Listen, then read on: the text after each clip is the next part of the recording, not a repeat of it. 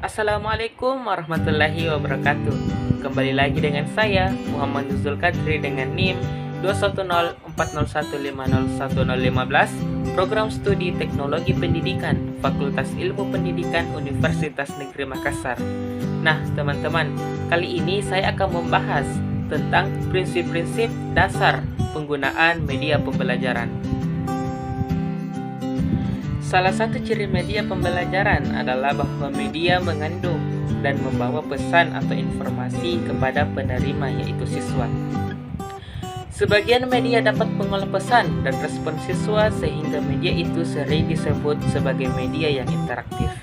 Oleh karena itu, perlu dirancang dan dikembangkan lingkungan pembelajaran yang interaktif, yang dimana dapat menjawab dan memenuhi kebutuhan belajar perorangan dengan menyiapkan kegiatan pembelajaran dengan media yang efektif guna menjamin terjadinya pembelajaran itu sendiri. Di dalam buku media pembelajaran karya Profesor Dr. Azhar Arsyad MA diuraikan prinsip-prinsip penggunaan dan pengembangan media pembelajaran. Media pembelajaran yang akan dibahas tersebut akan mengikuti taksonomi Lessing dan kawan-kawan, yaitu 1. Media berbasis manusia, 2. Media berbasis cetakan, 3. Media berbasis visual, 4. Media berbasis audiovisual, dan yang kelima, media berbasis komputer. Oke teman-teman, saya akan membahas sampai tuntas kelima media yang saya sebutkan tadi. 1. Media berbasis manusia. Media berbasis manusia merupakan media tertua yang digunakan untuk mengirim dan mengomunikasikan pesan atau informasi.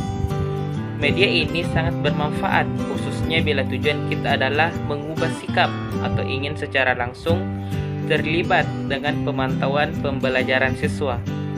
Di dalam media berbasis manusia ini, ada 6 langkah atau rancangan jenis pembelajaran adalah sebagai berikut. 1. Merumuskan masalah yang relevan. 2. Mengidentifikasi pengetahuan dan keterampilan yang terkait untuk memecahkan masalah. 3. Ajarkan mengapa pengetahuan itu penting dan bagaimana pengetahuan itu dapat diterapkan untuk memecahkan masalah. 4. Tuntun eksplorasi siswa. 5. Kembangkan masalah dalam konteks yang beragam dengan tahapan tingkat kerumitan. 6. Nilai pengetahuan siswa dengan memberikan masalah baru untuk dipecahkan. Media yang kedua adalah media berbasis cetakan. Artinya, materi pembelajaran berbasis cetakan yang paling umum dikenal adalah buku teks, buku penuntun, jurnal, majalah, dan lembaran lepas. Teks berbasis cetakan menuntut 6 elemen yang perlu diperhatikan pada saat merancang, yaitu konsistensi, format, organisasi, daya tarik, ukuran huruf, dan penggunaan spasi kosong. Berikut penjelasannya, yaitu elemen yang pertama adalah konsistensi. Adapun yang diperhatikan dalam elemen ini yaitu 1. Gunakan konsistensi format dari halaman ke halaman. 2. Usahakan untuk konsisten dalam jarak spasi. Nah, elemen selanjutnya adalah format. Yang harus diperhatikan dalam elemen ini adalah 1. Jika paragraf panjang sering digunakan, wajah 1 kolom lebih sesuai. Begitupun sebaliknya, jika paragraf tulisan pendek, wajah 2 kolom akan lebih sesuai. 2. Isi yang berbeda supaya dipisahkan dan dilabel secara visual. 3. Taktik dan strategi pembelajaran yang berbeda sebaliknya dipisahkan dan dilabel secara visual. Nah, elemen selanjutnya itu organisasi. Maksudnya yaitu 1. Upayakan untuk selalu menginformasikan siswa atau pembaca mengenai di mana mereka atau sejauh mana mereka dalam teks itu. 2. Susunlah teks sedemikian rupa sehingga informasi mudah diperoleh. 3. Kotak-kotak dapat digunakan untuk memisahkan bagian-bagian dari teks elemen. Elemen selanjutnya yaitu daya tarik. Artinya, guru di sini memperkenalkan setiap bab atau bagian baru dengan cara yang berbeda. Hal ini dapat diharapkan untuk memotivasi siswa untuk membaca terus. Elemen berikutnya itu ukuran huruf. Adapun yang harus diperhatikan yaitu 1. Pilihlah ukuran huruf yang sesuai dengan siswa yang tidak kebesaran dan juga tidak kekecilan. 2. Hindari penggunaan huruf kapital untuk seluruh teks karena dapat membuat proses membaca itu sulit. Kemudian elemen yang terakhir yaitu ruang spasi kosong. Berikut yang harus diperhatikan yaitu 1. Gunakan spasi kosong lowon tak berisi teks atau gambar untuk menambah kontras. 2. Sesuaikan spasi antar baris untuk meningkatkan tampilan dan tingkat keterbacaan. 3. Tambahkan spasi antar paragraf untuk meningkatkan tingkat keterbacaan. Lanjut, media yang keempat yaitu media berbasis visual. Artinya, media berbasis visual memegang peran yang sangat penting dalam proses belajar dan mengajar. Media visual dapat memperlancar pemahaman, misalnya elaborasi struktur dan organisasi. Ada beberapa prinsip umum yang perlu diketahui untuk penggunaan media berbasis visual sebagai berikut. 1. Usahakan visual itu sederhana mungkin dan menggunakan gambar, garis, karton, bagan, dan diagram. 2. Visual digunakan untuk menekankan informasi sasaran sehingga pembelajaran dapat terlaksana dengan baik. 3. Hindari visual yang tidak berimbang.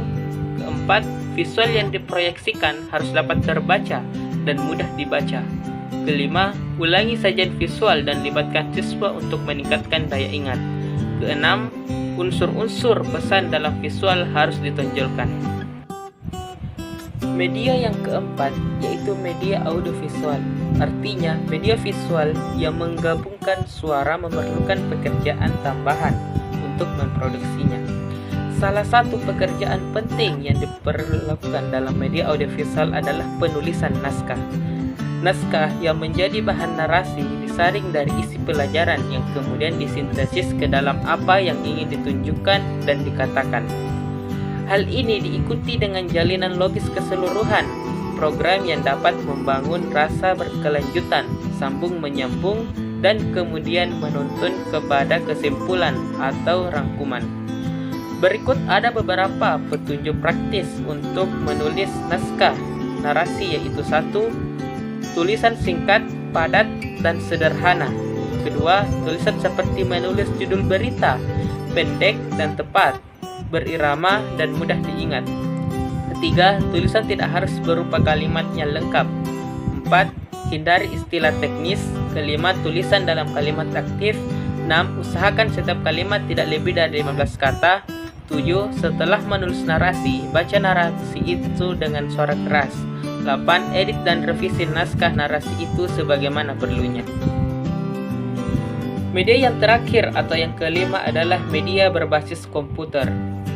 Dewasa ini, komputer memiliki fungsi yang berbeda-beda dalam bidang pendidikan.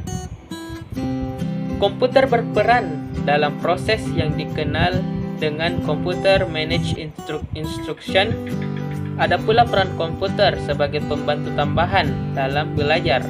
Pemanfaatannya meliputi penyajian informasi, isi materi pelajaran, latihan, atau kedua-duanya. Adapun penggunaan komputer sebagai media pembelajaran secara umum mengikuti proses instruksional sebagai berikut. 1. Merencanakan, mengatur, dan mengorganisasikan dan menjadwalkan pengajaran. 2. Mengevaluasi siswa. 3. Mengumpulkan data mengenai siswa. 4. Melakukan analisis statistik mengenai data pembelajaran.